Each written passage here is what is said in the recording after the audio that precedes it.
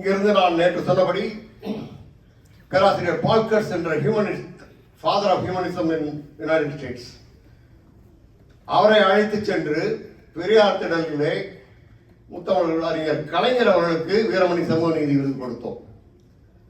2 ஆண்டுகளுக்கு முன்பே இப்பொழுது முதல்வராக இருக்கும் தளபதி மாண்புமிகு முத்துவேல் கருணாநிதி ஸ்டாலின் அவர்களுக்கும் கொடுத்தோம். திருமாவளவனுக்கும் கொடுத்தோம். வரிசையாக யார் யார் எங்களுக்கு எந்த விதமாக வேற்றுமையும் கிடையாது. ஒரு பார்ப்பனருக்கும் கொடுத்தோம். புதுடெல்லியில ஐஏஎஸ் ஆபீசர், இடஒதுக்கீடுக்காக பாடுபட்டவர். ஆகவே பெரியார் பன்னாட்டு அமைப்பு தந்தை பெரியார் அவர்களின் கொள்கையை தமிழகம் மட்டுமன்றி உலகெங்கும் எடுத்துச் செல்ல வேண்டும், அந்த குறிக்கோளுடன் ஏற்படுத்தப்பட்டது. எவ்வளவு தூரம் வளர்ந்திருக்கிறது என்று சொன்னால், இன்று சமூக நீதி நூற்றாண்டு விழா. அந்த சமூக நீதி நூற்றாண்டை பற்றி அமெரிக்காவிலே தலை சிறந்த பேச்சாளராக, எழுத்தாளராக, கவிஞராக, பெண் ஆளுமையாக நான் அடுக்கிக் கொண்டே போகலாம், அவ்வளவும் சிறந்த ஜெயா மாறன் அவர்கள் அட்லாண்டாவிலிருந்து வந்திருக்கிறார்கள். அவர்கள் சமூக நீதியை பற்றியும் 100 ஆண்டுகள் பற்றியும் நம்மிடையே பாடம் எடுக்கப் போகின்றார்கள், படங்களை காண்பித்து. அடுத்தது ஆண்டாண்டு விழாக்கள் நடத்துகின்றோம். குழந்தைகள், பெரியவர்கள் நிகழ்ச்சி, மகளிர் நிகழ்ச்சி, புத்தகங்கள் வெளியிடுகின்றோம். சில புத்தகங்கள் ஹியூமனிசம் பற்றிய புத்தகங்கள். இதில் என்ன பெருமை என்றால், எங்களுக்குள்ள இல்லை, அமெரிக்கர்களை அழைத்து, நாங்கள் அமெரிக்கர்கள் தான், சூடோ அமெரிக்கர்ஸு, அவங்க ரியல் அமெரிக்கர்ஸு, அவங்களை அழைத்து அவர்களுக்கு சொல்லித் தருகின்றோம். அமெரிக்கன் ஹியூமன்ஸ் அசோசியேஷன் 26 ஆர்கனைசேஷன் சேர்ந்து வாஷிங்டன் பக்கத்திலே மாநாடு நடத்தினோம். 145வது பிறந்த நாள் சிறப்பாக கொண்டாடப்பட்டது.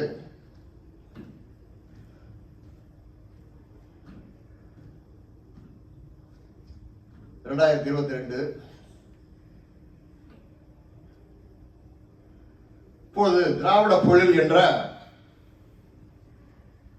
3 மாதங்களுக்கு வரும் ஒரு ஆராய்ச்சி கட்டுரை நிறைந்த இதழ் பெரியார் மணியம்மை பல்கலைக்கழகத்தினால் வெளியிடப்படுகின்றது. அதற்கு எங்களால் முடிந்த ஆதரவை கொடுத்து ஒவ்வொரு இதழுக்கும் தாழ்மைகளை வைத்து ஆய்வு நிகழ்ச்சிகள் நடத்துகிறோம். 2 கட்டுரைகளை எடுத்து அந்த கட்டுரைகள் யார் எழுதினார்கள் அவர்களை அழைத்து ஆய்வு நடத்தி அவர்கள் பதில் சொல்கின்றார்கள். பல ஆளுமைகள், இப்போ நம்ம ஜூம் மீட்டிங் வந்துச்சுல்ல, அதை முழுக்க நாங்கள் பயன்படுத்திக்கிறோம். ஓசி தானே, அதனால நல்லா பயன்படுத்திக்கிறோம்.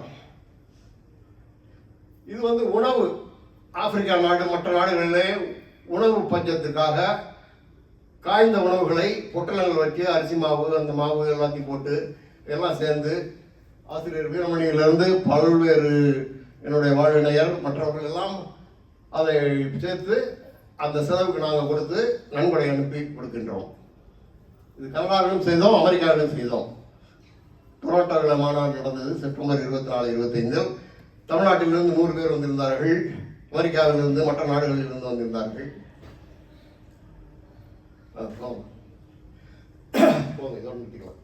இப்பொழுது நம்முடைய முக்கிய கட்டத்திற்கு வருகின்றோம். அம்மா அவர்களை பெரியார் பன்னாட்டு சார்பிலே பேசுமாறு அன்புடன் அழைக்கின்றேன். ஜெயா மாறன், அட்லாண்டா. நீ ஐஏஎஸ் ஆபீசர் ஒருத்தருக்கு விருது கொடுத்து சொன்னீங்களா, அவரோட பேரை சொல்லியிருக்கலாமே. என்னங்க? ஐஏஎஸ் ஆபீசருக்கு நீங்க ஒரு விருது கொடுத்து சொன்னீங்க இல்லையா, வீரமணி சோசியல் ஜஸ்டிஸ் அவார்டு கொடுத்தீங்கல்ல, அவரோட பேரை சொல்லியிருக்கலாமே. அப்படியா? பின்னாடி சொல்றேன்.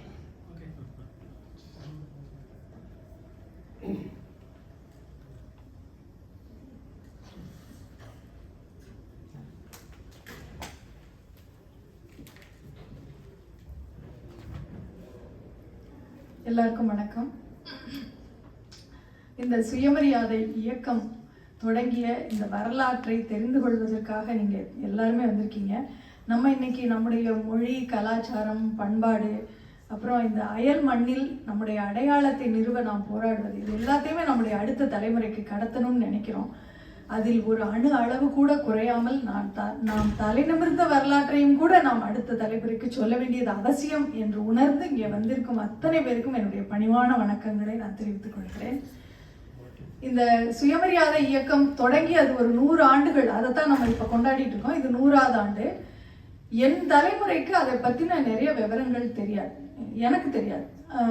அப்போ ஒரு சின்ன பிள்ளையினுடைய பார்வை போல தான் இங்கே நான் என்னுடைய உரையை வைக்க இருக்கிறேன். ஏன்னா இங்கே நிறைய அதை பற்றி தெரிந்தவர்கள் இருக்காங்க. அறிவுமதி ஐயா அவர்கள், தமிழ் கேள்வி செந்தில்வேல் ஐயா அவர்கள், இவங்கெல்லாம் இதை பற்றி பேசுவாங்க இன்னும் ஆழமாக. நான் என்னை போல புதிதாக இதை பார்ப்பவர்கள் இதை எப்படி புரிஞ்சுக்கணும், இது என்ன, முதல்ல ஆணாவனா என்ன அப்படிங்கிற மாதிரி தான் நான் இதை பார்க்குறேன். ஐயா சோமயிலங்கோன் ஐயா எனக்கு இதை பற்றி நீ பேசு அப்படின்னு சொல்லிட்டு ஒரு நிறைய, எனக்கு சுயமரியாதை இயக்கம்னா தந்தை பெரியாரை மட்டும்தான் எனக்கு தெரியும். அதையே நான் ரொம்ப தாமதமாக தான் பெரியார் ஐயாவே நான் பற்றி படிச்சிருக்கேன்.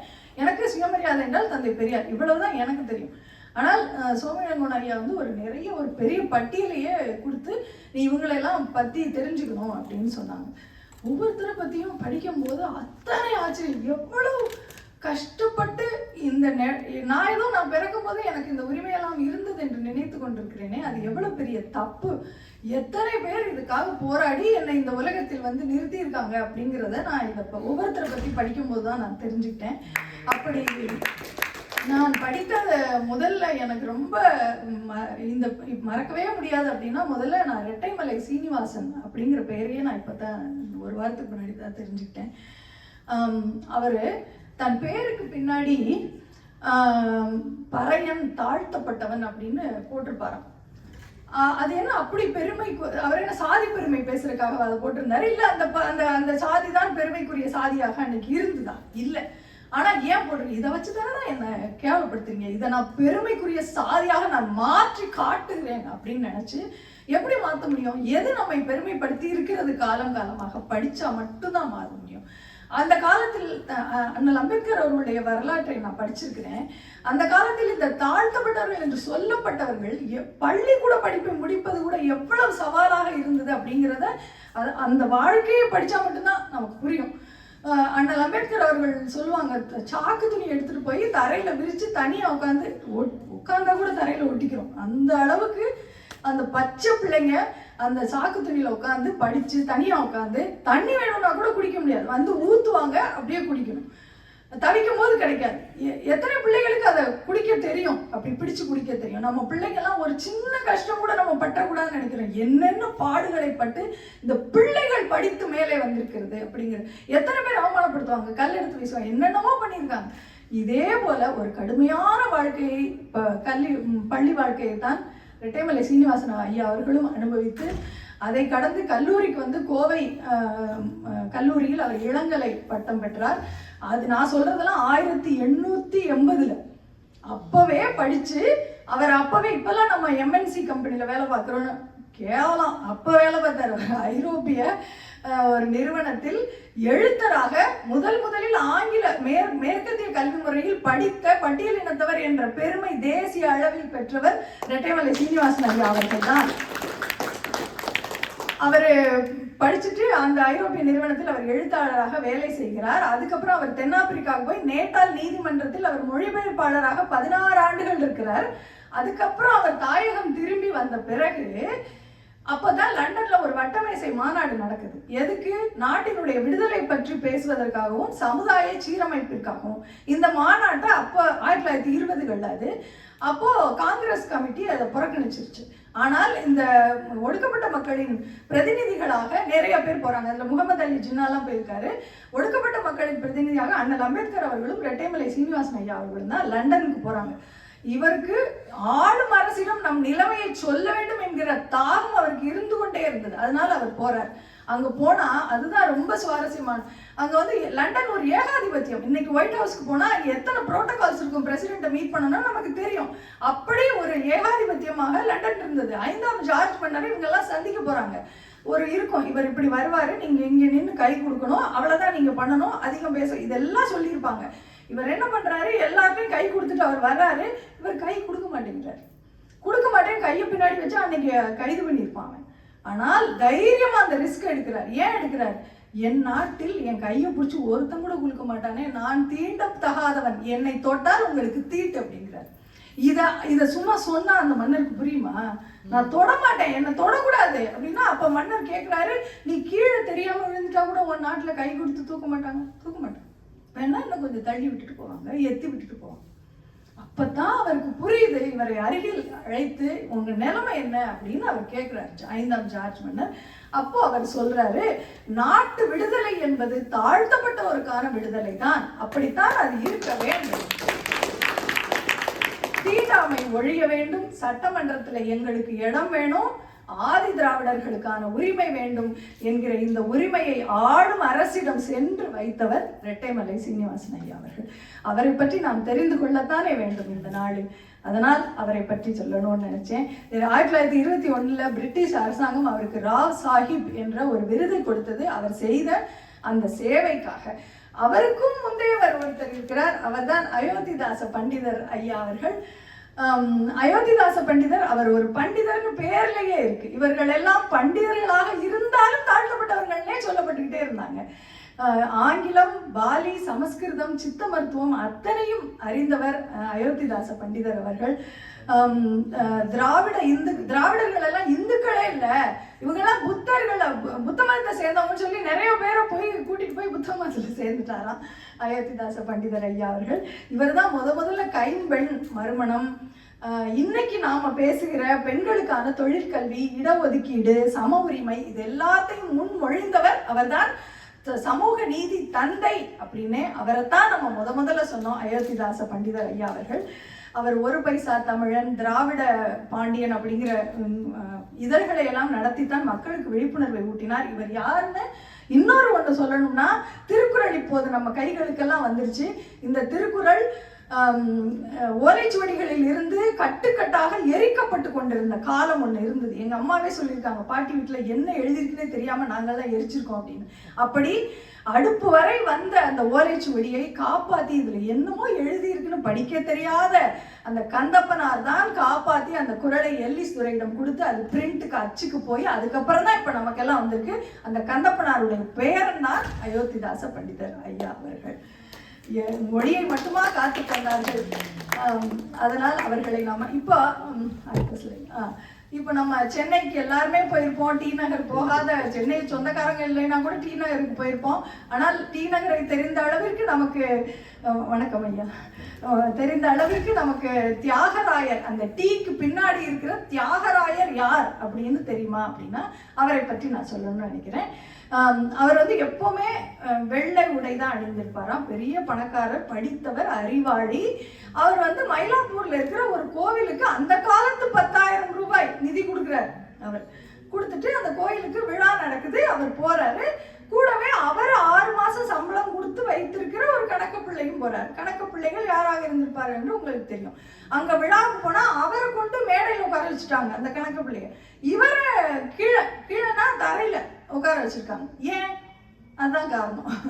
அதுதான். அப்போ எவ்வளவு படித்தவர்களா இருந்தாலும் அப்பதான் அவரும் நடேசனார் ஐயாவும் டி.எம். நாயர் இவங்க 3 பேரும் சேர்ந்து தென்னிந்திய நல உரிமை கழகம்னு ஒன்று தொடங்குறாங்க. அதுதான் பின்னாளில் நீதி கட்சியாக வந்து தாழ்த்தப்பட்ட மக்களுக்கு, சொல்லப்பட்டவர்களின் நீதிக்காக, உரிமைகளுக்காக, இடஒதுக்கீட்டிற்காக அத்தனைக்காக பாடுபட்டது. ரெட்டைமலை சீனிவாசன் ஐயா அவங்கெல்லாம் கூட நீதி கட்சியில் தன்னை இணைத்து கொண்டு அதற்கு பிறகு அரசமைத்ததில் நீதி கட்சிக்கு ஒரு பெரிய பங்கு இருக்கிறது.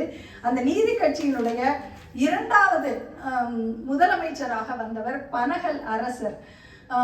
இந்த பனகல் பார்க் மட்டும்தான் எனக்கு தெரியும். நான் சென்னைக்காரி அல்ல, ஆனால் அந்த ஒரு பேர் தான் எனக்கு தெரியும். ஆனா அந்த பனகல் அரசரை பத்தி நான் அப்ப தெரிஞ்சு உண்மையா நான் மலைத்து போனேன். இது சென்னை மாகாணத்தினுடைய 2வது முதல்வர். இது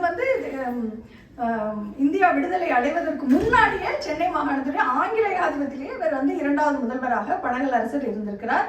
அப்போ சென்னை மாகாணம் என்பது இன்றைய தமிழகத்தின் முழு பகுதி, பெரும்பகுதி ஆந்திரம், கேரளம், கர்நாடகத்தினுடைய கொஞ்சம் பகுதிகள், ஒரிசா மாகாணத்தினுடைய கஞ்சம் மாகாணம், இதெல்லாம் அன்றைக்கு சென்னை மாகாணமாக இருந்தது.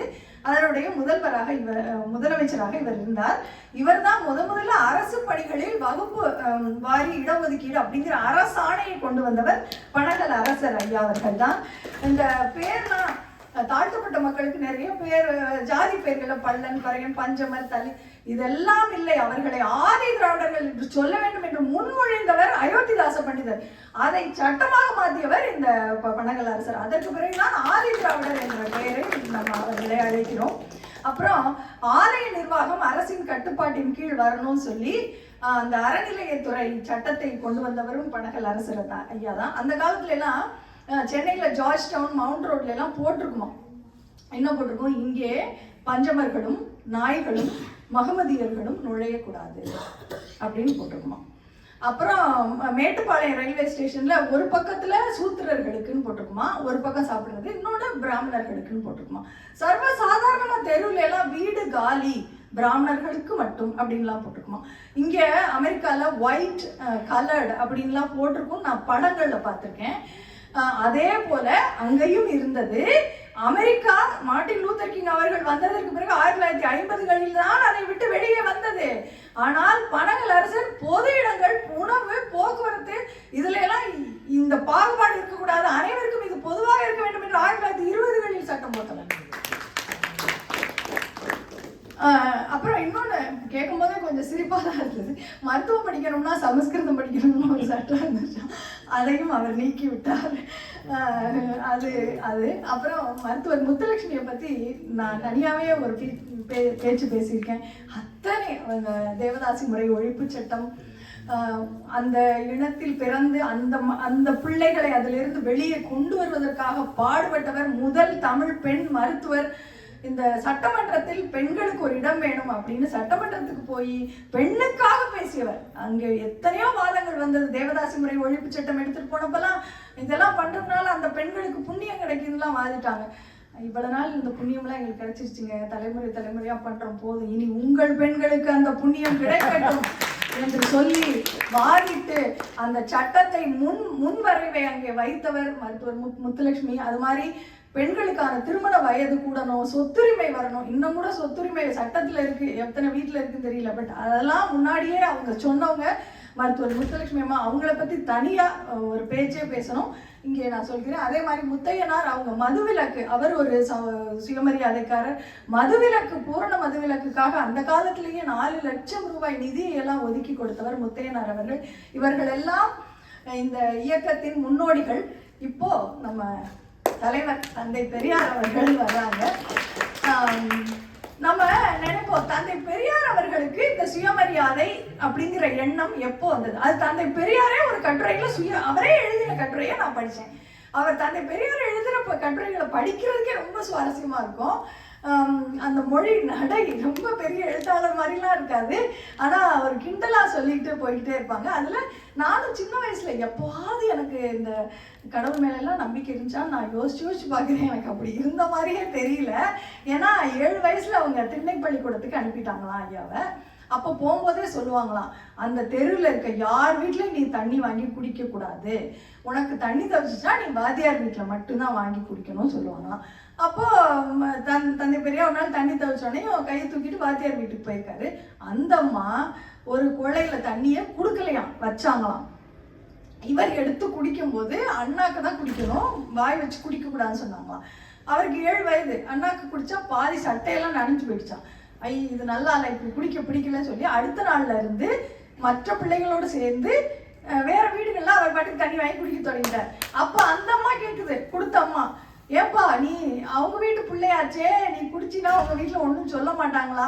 அதெல்லாம் ஒன்றும் சொல்ல மாட்டாங்க, இவரா சொல்லிட்டாரு.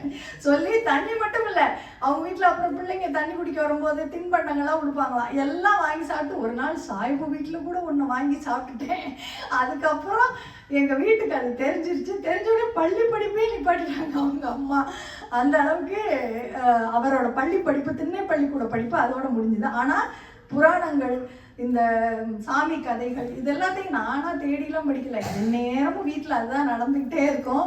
ஏகப்பட்ட சன்னியாசிகளும் இந்த மாதிரி பாகவதர்களும் எல்லாரும் வந்து இதே தான். அம்மாவுக்கு அதில் பெருமை. அவர்களுடைய அழப்புகளை எல்லாம் எங்கள் அம்மா பயபக்தியோடு கேட்டுக்கொண்டிருப்பார்.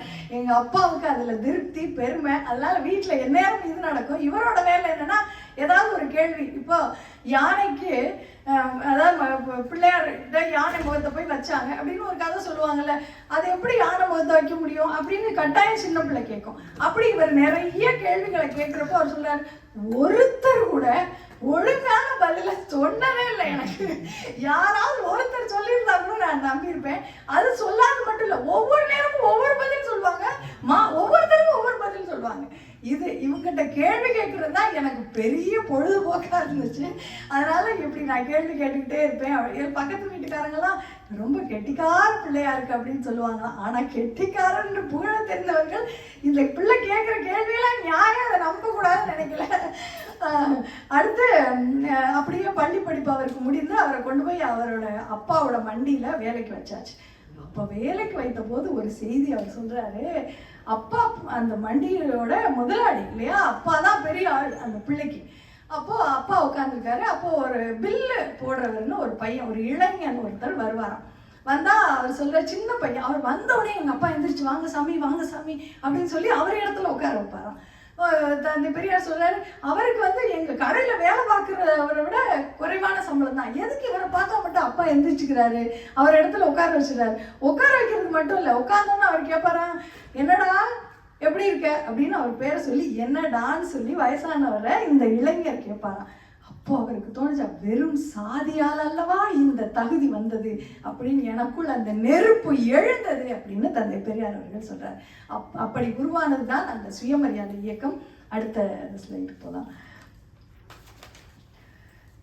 நமக்கு தந்தை பெரியாருக்கே இவ்வளோ பிரச்சனைகள் இருந்துச்சுன்னா ஒரு சாமானியருக்கு என்னென்ன பிரச்சனைகள் இருந்திருக்கும் அப்படிங்கிறத நம்ம தெரிஞ்சுக்கணும்.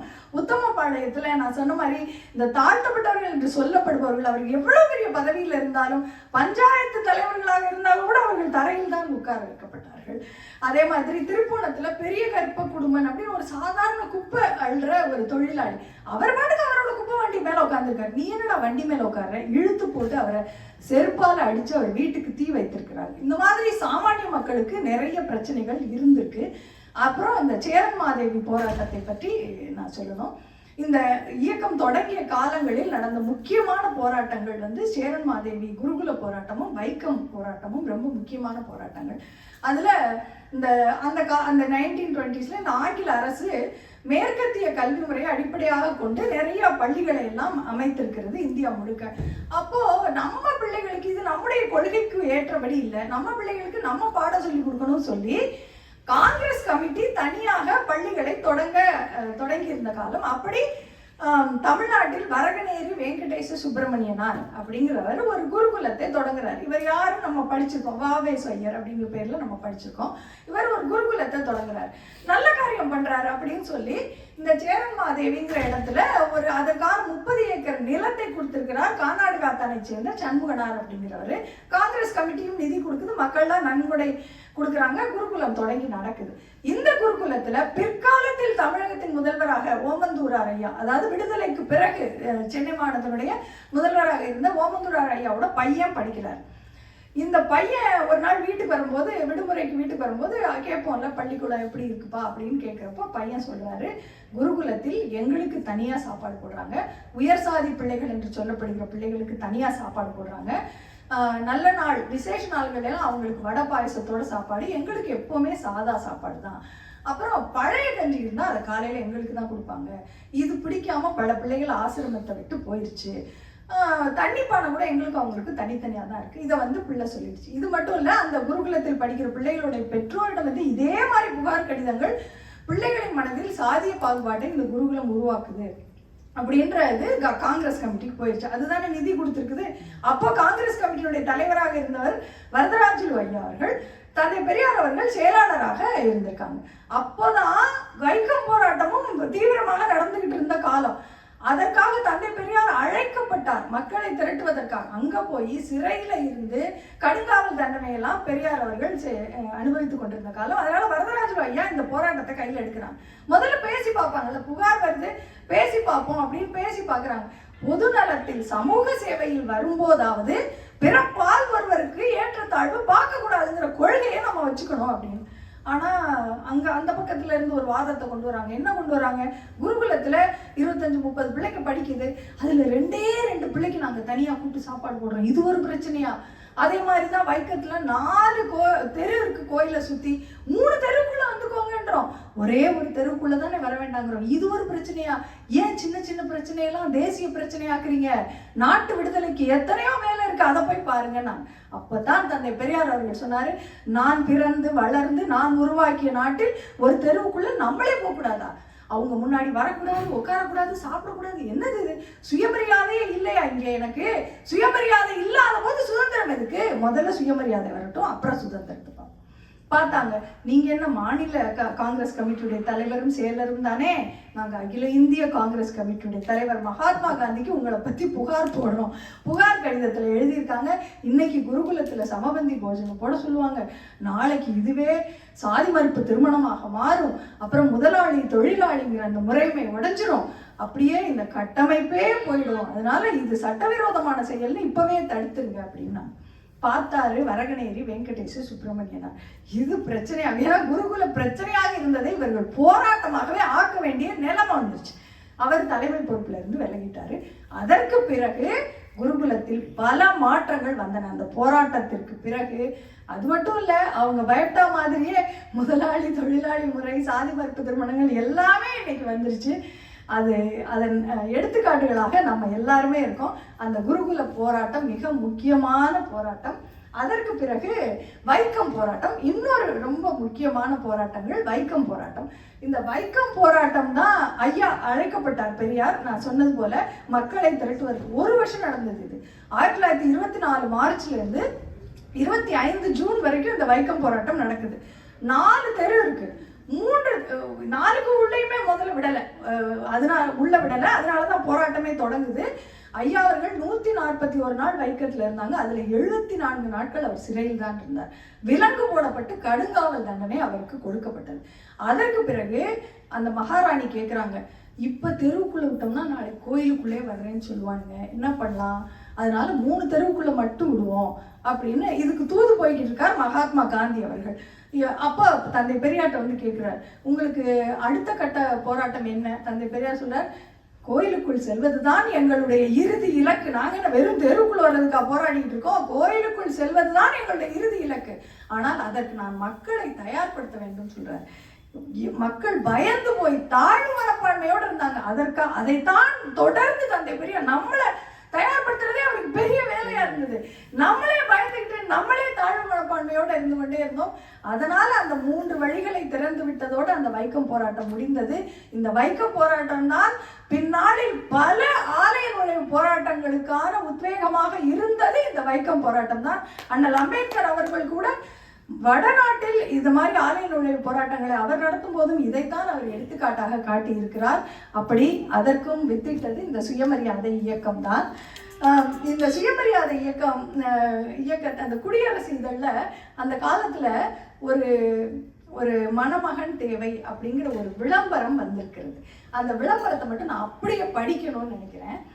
சின்ன ராமாயி, ஆதி திராவிட பெண், 22 வயது, திண்டுக்கல் மாவட்டம். அவங்க வந்து இதை எழுதியிருக்காங்க. 3 வருடத்திற்கு முன் சிலுவத்தூரில் என் தாய் மாமனுக்கு என்னை கல்யாணம் செய்து கொடுத்தார்கள். அவருக்கு 50 வயது. ஏற்கனவே 2 மனைவிமார் உண்டு. அவரை மணக்க நான் எவ்வளவு மறுத்தும் பயனில்லை.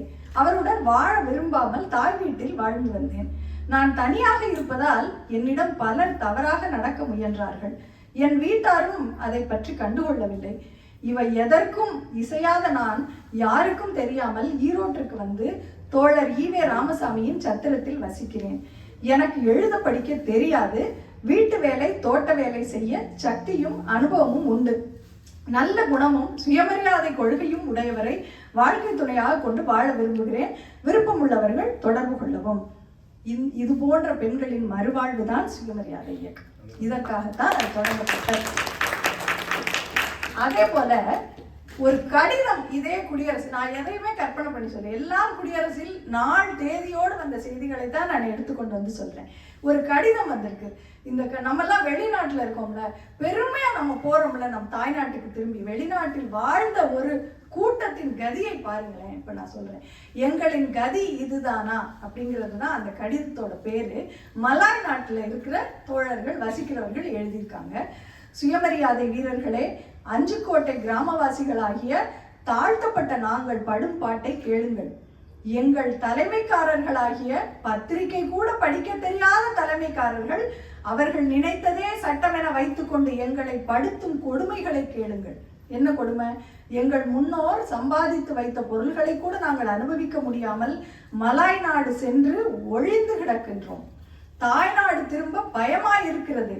அப்படியே ஓரிருவர் கொஞ்சம் பணம் சேர்த்து ஊர் திரும்பினாலும் அவரை அங்கு பனை மரத்தில் கட்டி சவுக்கடி தருகிறார்கள். இதனால் நாங்கள் மலாய் நாட்டையே தாய்நாடாக நினைக்க வேண்டி இருக்கிறதே. நாங்கள் எங்கள் தாய்நாட்டை அடைந்து எங்களுடைய ஆஸ்திகளை அனுபவிக்கும்படியாய் நீங்கள் எங்களுக்கு விமோசனம் அளிப்பீர்களா? இவர்களுக்கான விமோசனம் தான் சுயமரியாதை இயக்கம்.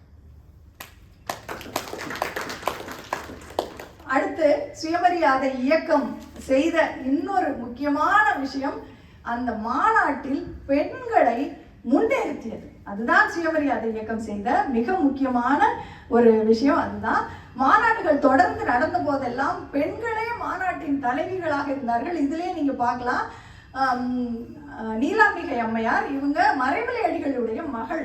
இவங்க மாநாட்டின் தலைவியாக இருந்திருக்காங்க. தலைவியாக 1929 முதல் மாநாடு நடந்த போது விசாலாட்சி அம்மா, சுபவி ஐயா அவர்களுடைய அம்மா